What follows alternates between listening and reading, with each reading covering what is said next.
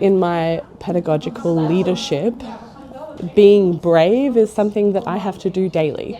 It's about a playing field and looking within that playing field for me and positioning yourself as a leader in different moments. I want to ask other people, what do you want out of this? What is your perspective?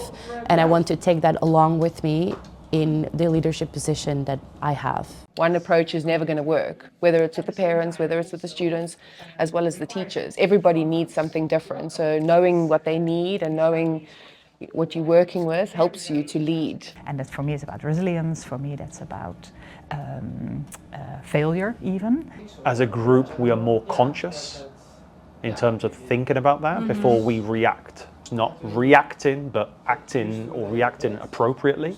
Mostly by taking your time and try to oversee the bigger picture instead of always quickly act on everything. People have an idea of what is the right thing to do. Sometimes there are differences in there, and that's why I think understanding different perspectives and thinking about the problems or situations that arise from multiple angles is really important.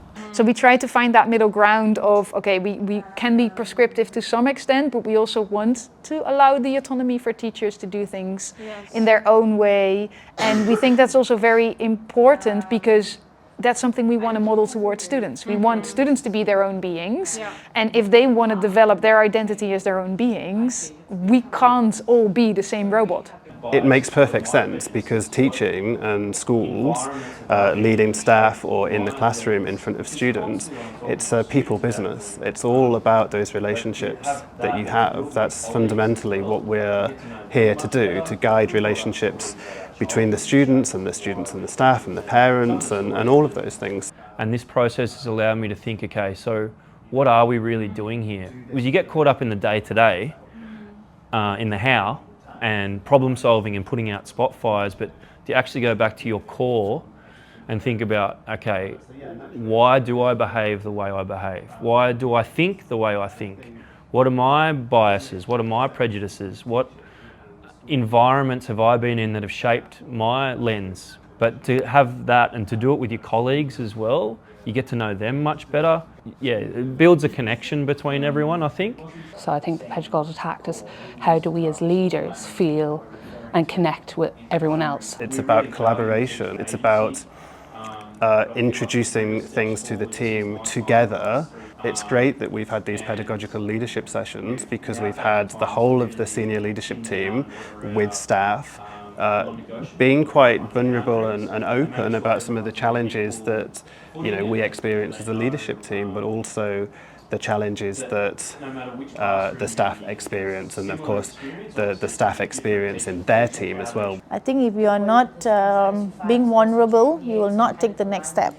So this has really impacted me a lot to allow me to be myself and to grow as well. Yeah, in a way it's a little bit awkward sometimes because you're revealing perhaps weaknesses in yourself, which of course is not something we would all do at work, especially leadership. So sometimes it can feel a little bit awkward, or sometimes you feel, what are people going to think about this? Are they going to judge me if I say this? If leaders make space to be a little bit vulnerable and available, then it says to people in the team that actually this is okay.